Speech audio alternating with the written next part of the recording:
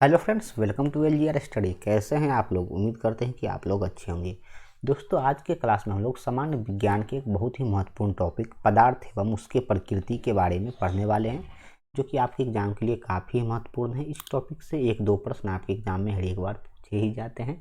तो चलिए, आपका समय ना लेते हम लोग क्लास को शुरू करते हैं।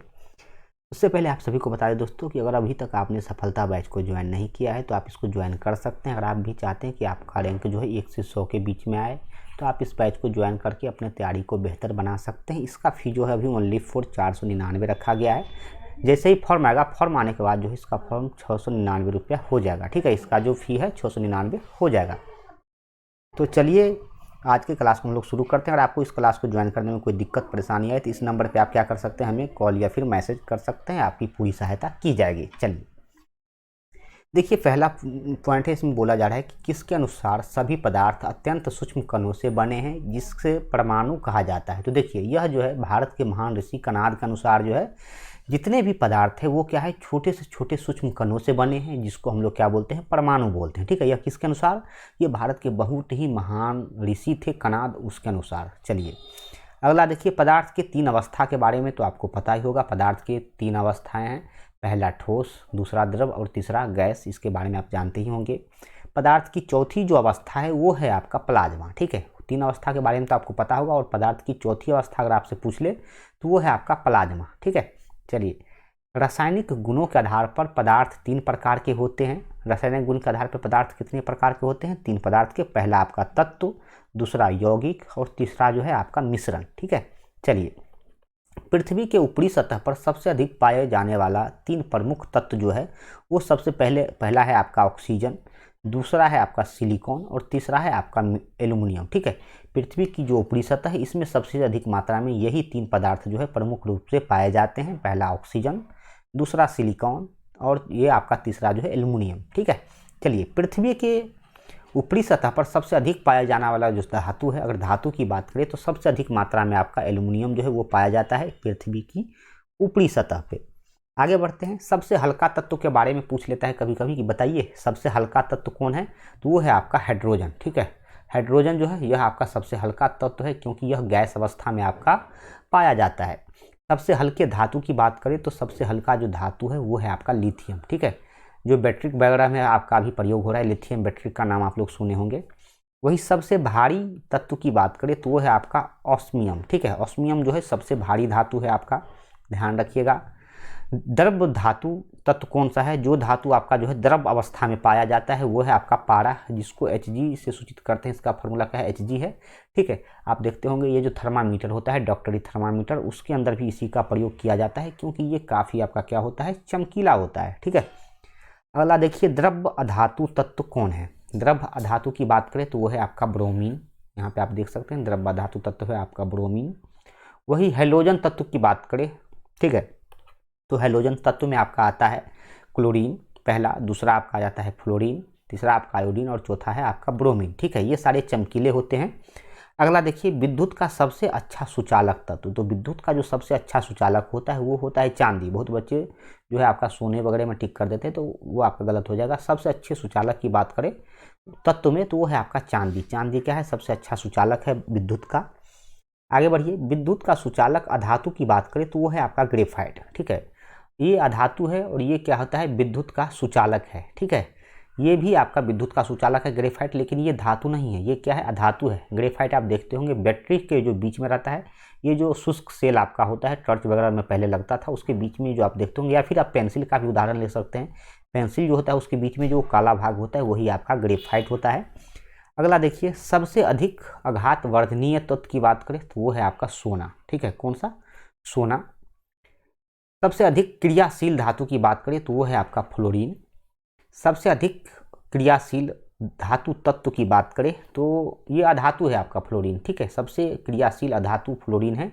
और सबसे क्रियाशील धातु जो है वो है आपका सीजियम। कौन सा? सीजियम। सबसे प्रबल ऑक्सीकारक पदार्थ की बात करें तो वो भी आपका फ्लोरीन है। सबसे ज़्यादा ये ऑक्सीकारक होता है। मानव शरीर में सबसे अधिक मात्रा में पाए जाने वाले तत्व की अगर हम बात करें तो वो है आपका ऑक्सीजन। सबसे अधिक मात्रा में कौन सा तत्व पाया जाता है मानव शरीर के अंदर? ऑक्सीजन। आगे बढ़ते हैं, हड्डियों एवं दांतों का निर्माण करने वाला प्रमुख तत्व। तो देखिए हड्डी हो गया या फिर आपका दांत हो गया, ये किससे बना होता है? ये बना होता है कैल्शियम से। किससे? कैल्शियम से बना होता है। वायु किसका उदाहरण है? तो ये आपका मिश्रण का उदाहरण है, ठीक है, क्योंकि वायु में बहुत सारे गैसों का ये क्या है? मिश्रण है, जिसमें ऑक्सीजन, नाइट्रोजन, कार्बन डाइऑक्साइड ये प्रमुख गैस है। इसके अलावा भी बहुत सारे गैसें जो है इसमें मिश्रित है। अगर पूछे जंग किसका उदाहरण है, तो जंग जो है ये आपका यौगिक का उदाहरण है, ठीक है। ये भी बहुत सारे चीज़ों का यौगिक है, जिसमें आपका ऑक्सीजन भी होता है। आगे बढ़ते हैं, अमोनिया किसका उदाहरण है? तो अमोनिया जो है ये भी यौगिक का उदाहरण है। ये यहाँ से डायरेक्ट प्रश्न बनते हैं, अच्छे से देख लीजिए एक बार। सबसे अधिक विद्युत धनात्मक की बात हो रही है, तो सबसे अधिक विद्युत धनात्मक जो तत्व है वो भी आपका सीजियम है। और सबसे विद्युत ऋणात्मक अगर पूछ ले तब आपको बताना है फ्लोरीन। सबसे अधिक विद्युत ऋणात्मक फ्लोरीन और धनात्मक आपका सीजियम, ठीक है। चलिए, सबसे अधिक इलेक्ट्रॉन बंधुता वाला तत्व की बात करें तो वो है आपका क्लोरीन, ठीक है। चलिए, वायुमंडल में सबसे अधिक मात्रा में पाए जाने वाला दो प्रमुख तत्व आपको पता होना चाहिए। सबसे अधिक मात्रा जो है नाइट्रोजन की है, ये लगभग 78% जो है वायुमंडल में पाया जाता है। और दूसरे स्थान पे आपका है ऑक्सीजन, जो आपका 21% जो है पाया जाता है। ये दोनों मिला करके ही आपका 99% हो जाता है। बाकी 1% जो बचता है उसी में आपका कार्बन डाइऑक्साइड और जो बाकी गैसें है या तत्व बोल सकते हैं वो आपका होता है, ठीक है।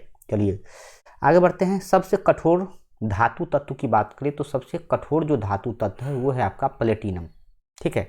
और सबसे कठोर पदार्थ, देखिए धातु तत्व और पदार्थ दोनों में अंतर है। जब धातु तत्व पूछे तो आपको प्लेटिनम बताना है, और पूछे सबसे कठोर पदार्थ कौन सा है तब आपको बताना है हीरा, ठीक है। दोनों में अंतर होता है, ध्यान रखिएगा। सबसे कठोर पदार्थ हीरा, सबसे कठोर धातु तत्व आपका प्लेटिनम।